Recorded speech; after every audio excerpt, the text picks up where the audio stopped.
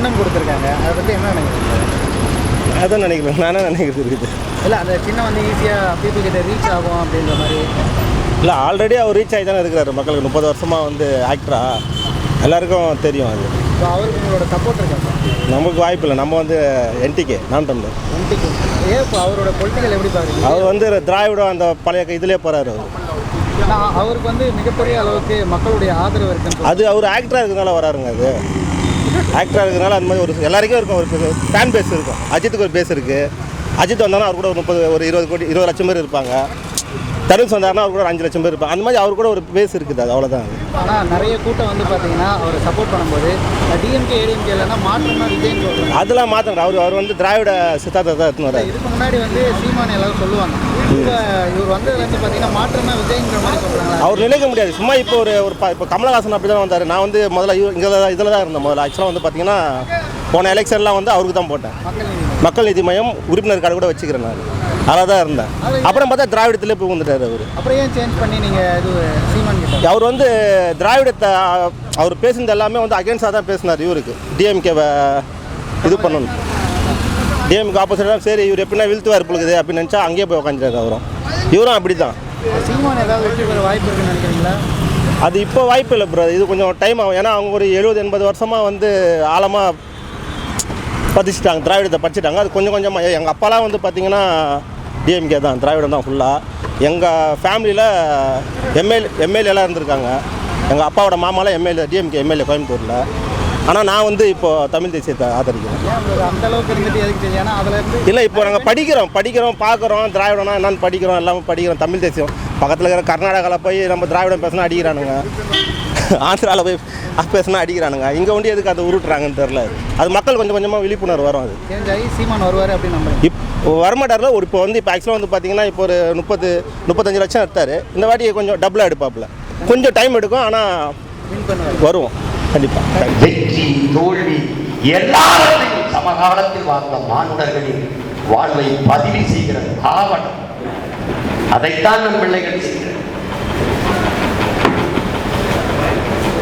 என் தம்பி மகிழறிவு எழுதிய அந்த மஞ்சள் அவலத்தின் வண்ணம் அது.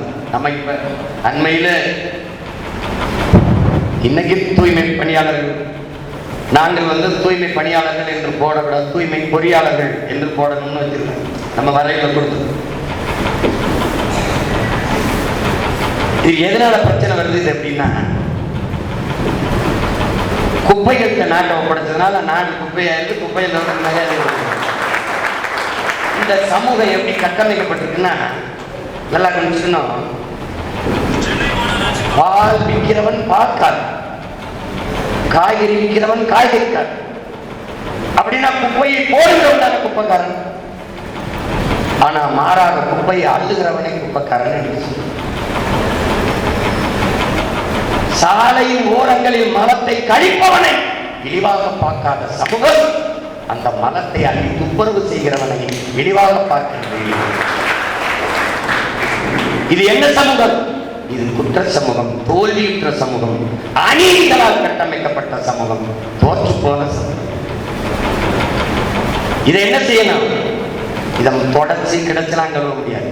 பகத்சிங் சொல்றாங்க, புரட்சி என்றால் என்ன, புரட்சி என்றால் என்ன என்ற கேள்விக்கு ஒரு இளைய புரட்சியான உலகத்திலே 22 வயதில் இவ்வளவு சிந்தனையா என்று வியந்து விடுவேன்.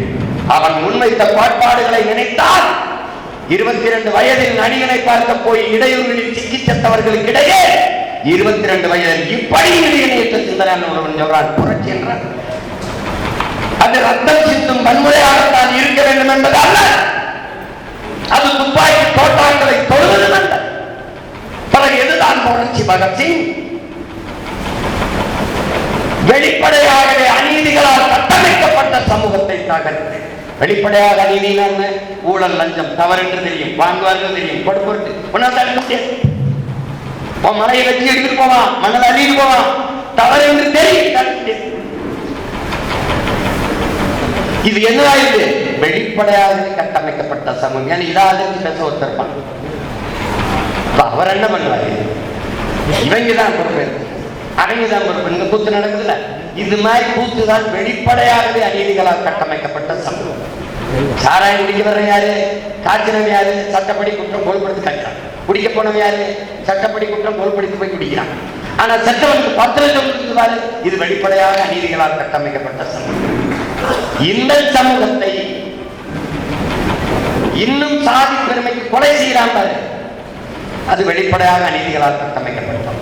அப்ப நம்ம என்ன சொல்ல வேண்டியது? சாதிக்கு கொலை செய்யாதே, அந்த சாதியை கொலை செய் என்று கற்பிக்க வேண்டியது.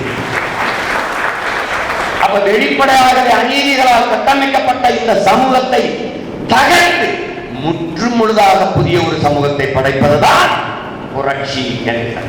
இப்ப நாம் என்ன செய்யணும்? முற்றுமுழுதாக புதிய ஒரு சமூகத்தை படைக்கணும். அதுக்காக என்ன பண்றோம்? அடிப்படை அமைப்பு அரசியல் மாற்றம் என்ற புரட்சி கோட்பாட்டை அதான் நம்பி சொல்றேன். தூய்மைப்படுத்தி நாட்டை தூய்மைப்படுத்துகிற பணியை செய்கிறவனுக்கே இவ்வளவு பிரச்சனை என்றால் அந்த நாடு குப்பை மேலதான. 1 கிலோ குப்பை அல்ல 12 ரூபாய் கணக்கு. 12 ரூபாய் போட்டுதார். 1 ரூபாய்க்கு 1 கிலோ குப்பை அல்ல 12 ரூபாய். 12 ரூபாய் வருமானம். ஒரு கழிவறை, மாநகராட்சியில் இருக்கிற ஒரு கழிவறையை கழுவ, ஒரு தடவை கழுவ எவ்வளவு செலவாகும் என்று என்ன தம்பி தான் கேட்கிறோம். 350 ரூபாய் போட்டு ஒரு 3 ரூபாய் ஒரு வெளிச்சிங் பவுடர் வாங்கி தொடச்சி கழுவி விட்டுலாம். அதானே 350 ரூபாய் இருக்கு கட்டணம். கொள்ளை. இது என்னது? வெளிப்படையாக இது அவலம்னு சொல்லியிருக்கிறார் தம்பி.